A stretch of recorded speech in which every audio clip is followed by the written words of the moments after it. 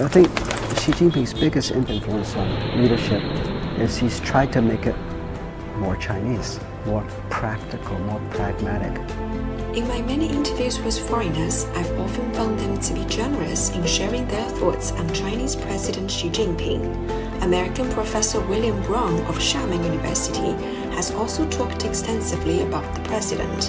What sets him apart from other foreign experts is that he first met Xi in person more than 20 years ago and has maintained correspondence with him. I sent him my off-the-wall book because he's the one that encouraged me to write more books. When he sent 2 people to Hong Kong to the hospital to encourage me and hope I got well and come home to Fujian. I was so moved by that I cried.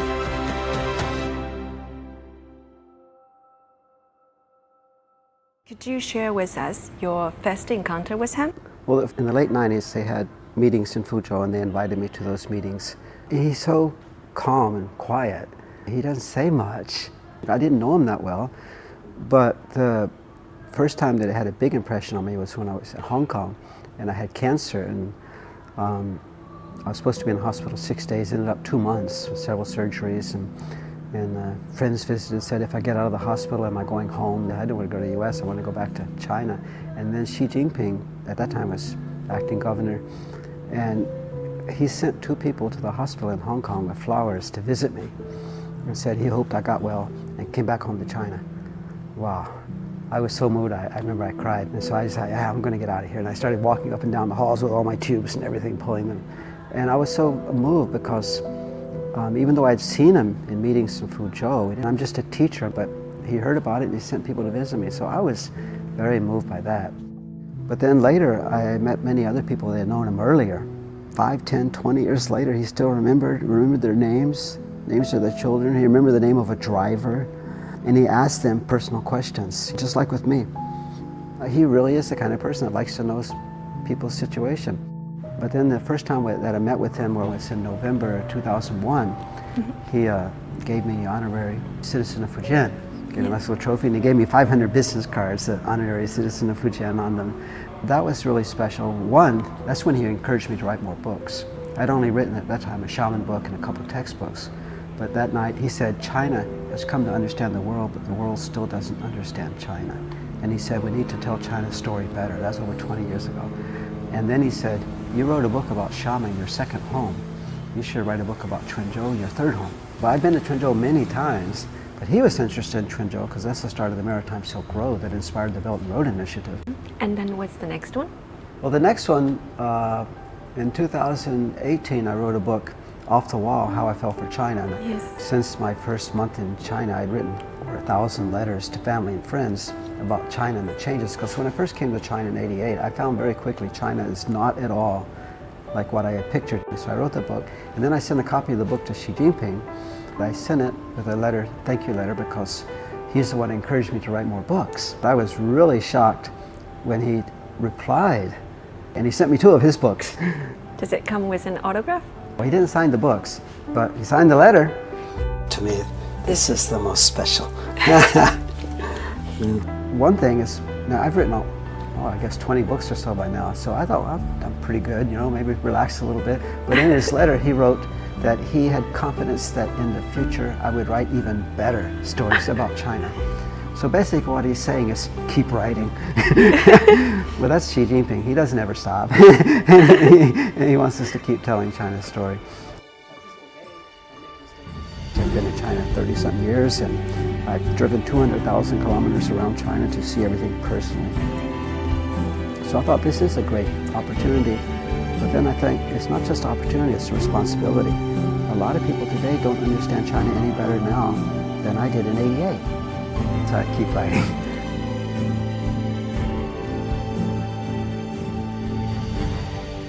Just shortly after that, the Lianghui and the Fujian delegation went to Beijing.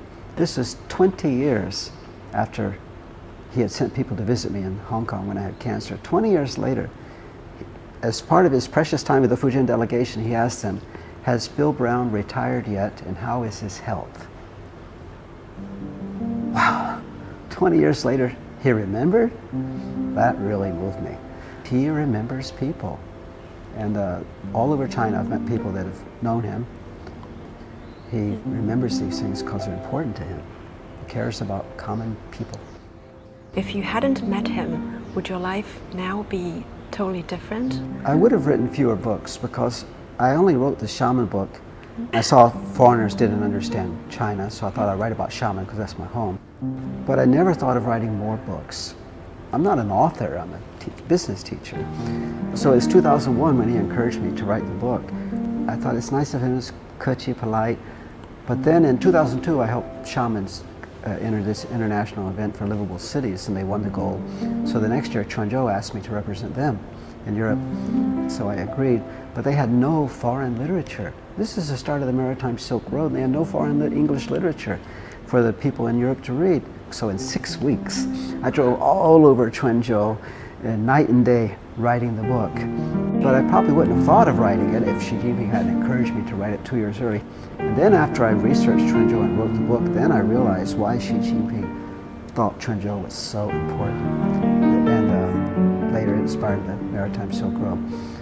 And as I learned about Quanzhou, I was so amazed. I wrote a book about all of Fujian. And the more I wrote, the more I was intrigued, and so I got hooked, addicted to writing about China. But if he hadn't encouraged me to write more, I probably wouldn't have written. So he was a big turning point in my life twice. One, big encouragement to recover from cancer and come back to China, not go back to the US. And two, encouraged me to write. So over the decades, how has your impression of him evolved? When I first met him, I would have never imagined he'd be president, but in retrospect, I agree, he should have been. I mean, because I teach leadership and strategy. In my mind, he's a master leader, and he's a great strategist, he's a great entrepreneur. All over China, he's researched poor villages to find out why they're poor, and helped them get into business, find markets, and develop. He's an entrepreneur, but he's never made a penny for himself. He's always done it to help different communities. But I wondered, how can he be this way? So I went to Liang Jiahe and Zheng Ding, and I've read these books written about him. He's had the same mindset as a teenager and the same goals as he had in Fujian, or as he has now as a national leader, to help improve people's lives. We look at him as a politician, as a leader, but he's truly an entrepreneur. I would call him a social entrepreneur. So in evaluating President Xi's leadership style, what key attributes would you use to describe it? I think the most important thing about Xi Jinping, one is he's genuine, he's honest. He treats everybody the same, high or low. He's very task-focused, and the emphasis is always on the job, and the job is always improving people's lives. So his key priorities have been, since he was very young, fighting poverty, fighting corruption, and emphasizing sustainability, protecting the environment. I really admire that he's emphasizing cultural competence. Professor, you've traveled extensively across China and conducted numerous interviews with ordinary Chinese citizens. So what insights have you gathered from your conversations with them regarding their perspectives on the president? My American friends really don't understand that the Chinese really do respect President Xi Jinping. I interviewed farmers and fishermen and doctors and teachers and professors and entrepreneurs all over China, remote areas, big cities. And I asked many of the people in the poor areas, I said, why has China changed so quickly? And they said, because of good policies, that the government understands what we need. Two people in two different provinces said, because Xi Jinping loves us. When he went to 18 caves, Shabadong and Hunan, then he gave them specific advice. He's done that all over China. What are the most significant transformations that China has undergone under the leadership of President Xi? I think Xi Jinping's biggest influence on leadership is he's tried to make it more Chinese, more practical, more pragmatic. When he was in Xiamen, he went everywhere in Xiamen, and in Ningda, went to every village.